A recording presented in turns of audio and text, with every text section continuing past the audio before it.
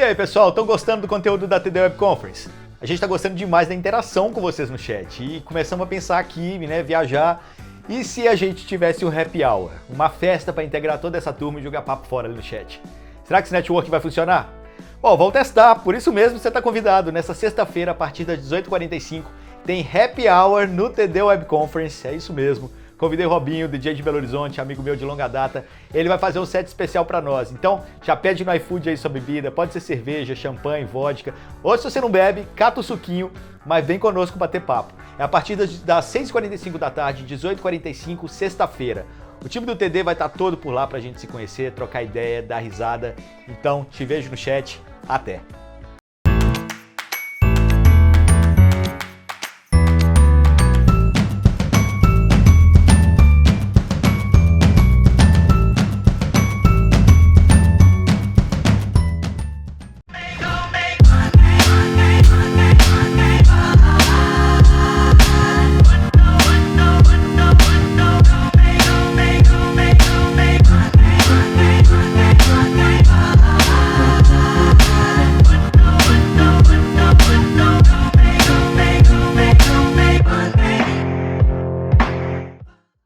Olá, seja bem-vinda, seja bem-vindo. Nós vamos falar aqui nesse vídeo, nos próximos 30 minutos, sobre transformação digital e mais especificamente sobre gestão de projetos. Como que a gente pode colocar a transformação digital para acontecer por meio de projetos. Tá? Então, olhar projetos e a gestão de projetos e as práticas de projetos como um transporte para a transformação digital.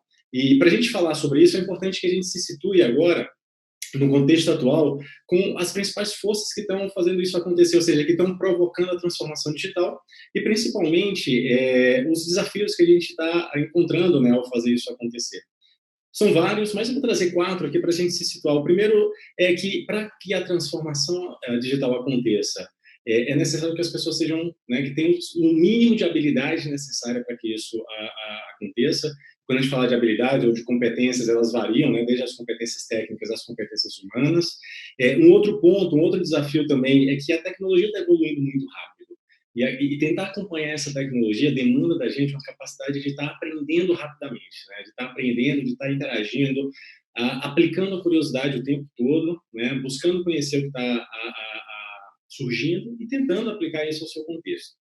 É difícil porque exige da gente essa capacidade de aprender rapidamente. Um outro desafio que a gente observa também no contexto atual são os processos, né? Alguns desses processos ainda muito engessados, alguns desses processos ainda muito burocráticos, que precisam ser revistos, né, de alguma maneira, para que, de fato, a transformação, né, digital e a ágil, que a gente tanto ouve falar, nessa transformação ágil, ela aconteça. E o último desafio são as estruturas, né, mais especificamente as estruturas que estão dentro das organizações, a forma como as organizações estão estruturadas, a hierarquia, os silos, a gente ainda percebe que existe muitos silos, e vencer esses silos, abrir, né, expandir, se conectar diferentes áreas da organização é fundamental para que a transformação, para que a gente libere, para que a gente construa esse caminho para que a transformação digital possa acontecer. E uma vez fazendo isso e conseguindo vencer, a gente vai conseguir chegar nesse mundo que a gente tanto deseja, que a gente tanto ouve falar, né? Que é uma cultura ágil, que é uma cultura digital, uma cultura que responde rapidamente às demandas do mercado, que responde rapidamente à complexidade do ambiente, que responde rapidamente às incertezas do contexto que a organização e que a gente está inserido. Tá? E para fazer essa transição desse mundo ordinário, desse mundo de desafios que a gente observa agora, que eu acabei de comentar, para esse mundo ideal, né, da cultura digital e ágil, a gente precisa usar algumas práticas, algumas ferramentas. E uma delas são as práticas de gestão de projetos. A ideia de projetos, ela surge como um habilitador da mudança. E uma vez que a gente consegue mudar, a gente consegue se transformar. Né? Existe essa conexão, essa relação. Então é um habilitador, que é um habilitador realmente importante, principalmente nos dias atuais, onde as coisas estão acontecendo muito rapidamente, as pessoas estão dispersas. As práticas de gestão de projetos vai ajudar a gente a colocar isso em dias. Tem muitas coisas que estão ao redor dessa ideia de projetos. São várias áreas de conhecimento, a gente fala de pessoas, a gente fala de técnicas, a gente fala de tecnologia, a gente fala de processos, fala de metodologia, fala de ferramentas. São uma série de coisas que estão nesse ecossistema de projetos, né? Todas elas são importantes, mas tem algumas delas que são ainda mais críticas para que a gente consiga usar a gestão de projetos e com ela a gente conseguir fazer a transformação digital acontecer. Eu gostaria de compartilhar com você aqui, três desses principais fatores, a gente pode chamar de fatores críticos de sucesso, né, do uso da gestão de projetos para habilitar a transformação digital. A primeira delas é a questão da liderança. Né? A gente tem que se preocupar e tem que atentar para o papel do líder do projeto. Esse líder de projetos, que até pouco tempo atrás era formado, né, era desenvolvido e trabalhava basicamente orientado a 3 pontos, né, ao escopo, ao tempo e ao custo do projeto, que hoje continua importante, mas não é suficiente para liderar projetos nesse novo contexto. Nesse novo contexto, a gente precisa de uma liderança, de um líder de projetos que seja capaz de olhar isso, escopo, tempo e custo, mas adicionar ao radar a questão da tecnologia, a questão das pessoas e principalmente a questão do valor. Como ele consegue gerar valor por meio de projetos nesse contexto de transformação digital? Como que se conecta o projeto ao negócio, ao contexto que o negócio está inserido? Então, o gestor de projetos ele precisa ampliar essa questão. E essa é uma grande mudança, né, um pilar importante que precisa ser observado. Então, se você está hoje tocando algum projeto, se você está na frente de algum projeto, ou está pensando em como executar a transformação digital e como fazer isso com projetos, o primeiro ponto que você tem que se atentar é isso. Será que o líder de projeto, a liderança do projeto, possui essas habilidades para ver o projeto de uma maneira mais ampla? Essa é uma questão para que você aplique e reflita sobre o seu contexto. Um outro ponto que é muito importante são as metodologias. Hoje a gente tem muitas metodologias, muitas ferramentas, muitas práticas disponíveis. Nos últimos anos, a gente viu uma explosão dessas práticas com a entrada da gestão de projetos ágeis, com a entrada desse modelo mental ágil, com a entrada do manifesto ágil desde o início do ano 2000. Então, foram muitas coisas e continuam surgindo. Agora, qual que é a melhor para o seu negócio, para o seu contexto? Qual que é a melhor prática, né? Ou quais seriam as melhores práticas que poderiam ser aplicadas ao seu contexto?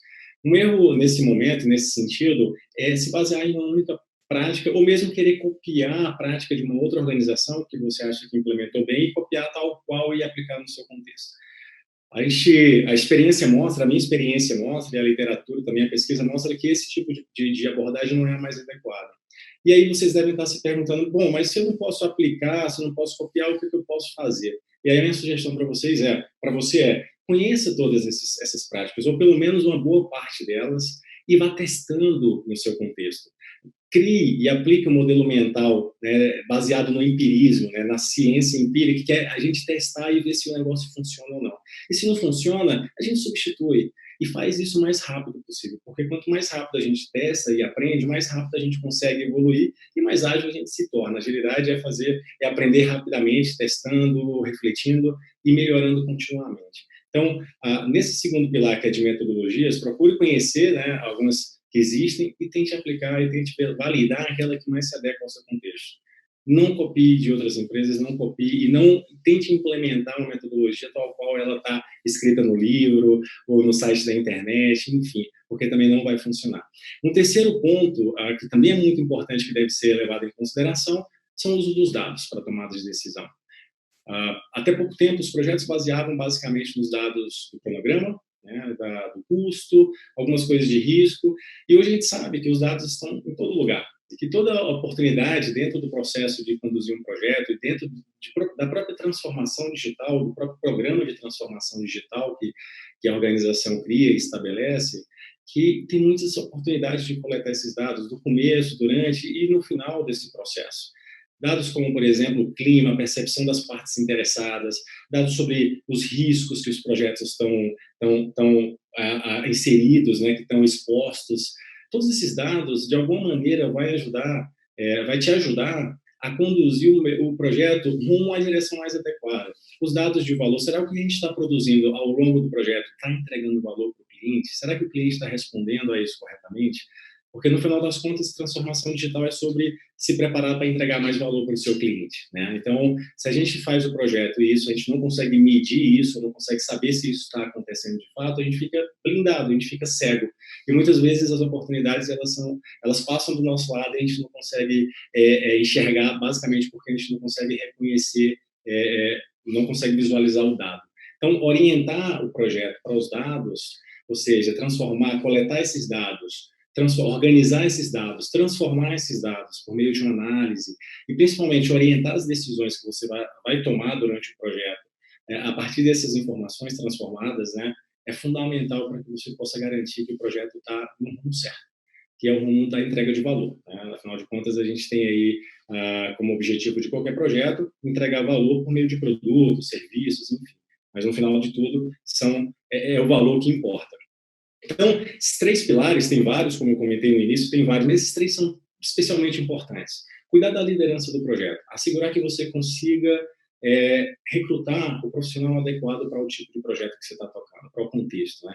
O profissional que consiga visualizar não só os processos do gerenciamento de projetos, mas que consiga entender da tecnologia que existe, que está disponível e que ele pode aplicar, que olhe para as pessoas, entendendo quem são verdadeiramente essas pessoas, o time do projeto, as partes interessadas do projeto, que seja capaz de praticar empatia com essas pessoas e que principalmente olhe para a questão do valor que o projeto vai entregar para o negócio. Tá? Então, uma visão mais ampla. O segundo ponto, então, é a questão das metodologias, não sair copiando nem aplicando aquela porque é a moda, mas testar e ver o que funciona no seu contexto. Testar e aprender rapidamente. E o terceiro e o último ponto, né, e não menos importante, é o trabalho com os dados, é usar os dados no seu projeto, né, para que vocês possam tomar decisões mais acertadas, principalmente em direção para verificar qual o rumo do projeto, se ele realmente continua ainda relevante em relação ao grande programa de transformação digital. E quando a gente fala de dados nos projetos, a gente pode coletar diferentes tipos de dados em diferentes momentos do projeto. Mas eu vou trazer 3 aqui para vocês vocês possam guardar isso e refletir sobre isso no ambiente, no contexto, no seu contexto. Tá? O primeiro deles são os dados relacionados a valor. O que a gente consegue coletar no início e principalmente durante o projeto, que nos apoie, né, e que nos informe se o nosso projeto continua ainda relevante para a organização e para a proposta de transformação digital. Basicamente, a gente faz isso coletando dados sobre os requisitos que a gente está entregando por meio do projeto. Dados de coleta de requisitos, de estabilidade desses requisitos e, principalmente, de reconhecimento e validação no momento da entrega desses requisitos pelo cliente. Se o cliente entende que isso funciona e que vai ajudar ele, pode significar para a gente, no projeto, que a gente está agregando valor ao contexto, ao negócio. Esse é um primeiro ponto que a gente pode explorar. Um segundo ponto que a gente pode explorar também com relação a dados é a produtividade da equipe. Acompanhar de perto como que a equipe está produzindo, quais são os gargalos que eles estão enfrentando, quais são os desafios para produzir com mais qualidade, com mais integração, né? Essa equipe que a gente falou hoje, que é uma equipe mais auto-organizada, mais autodisciplinada, né? E como é que a gente pode usar os dados para analisar isso, transformar esses dados em informação e tomar decisões, e melhor, colocar à disposição da equipe para que a própria equipe possa tomar decisão.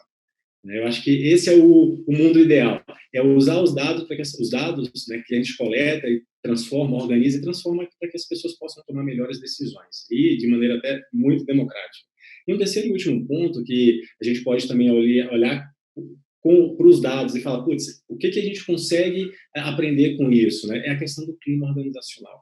Quando a gente olha para os dados, por exemplo, quando a gente faz pesquisa de clima organizacional, todo projeto tem ao seu redor a equipe do projeto, né, tem dentro do seu contexto a equipe do projeto e as partes interessadas. Então, monitorar continuamente o clima dessas partes interessadas, da equipe, ajuda a gente a tomar melhores decisões quando a gente fala que, quando a gente pensa em oferecer um ambiente, um espaço de trabalho que seja mais propício para a produtividade, que as pessoas se engajem mais, que as pessoas consigam se sentir mais confiantes.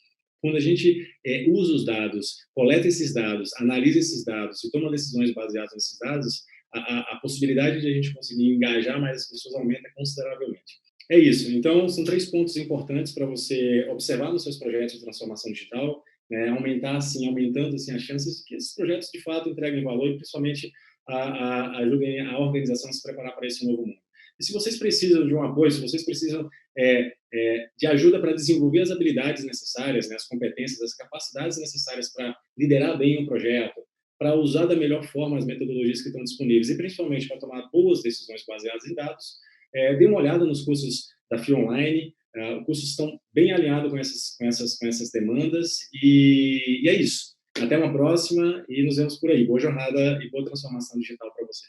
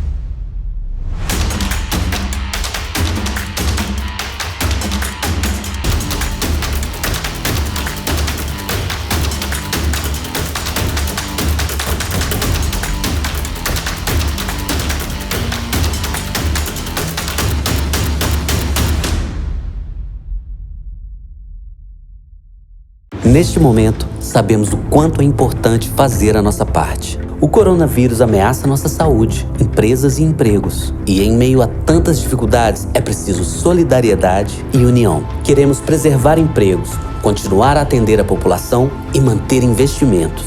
Porém, gostaríamos de fazer mais. Para isso, precisamos do apoio de todos, especialmente daqueles com poder para tomar decisões. CNC, Federações, SESC, SENAC. Trabalho a favor do Brasil.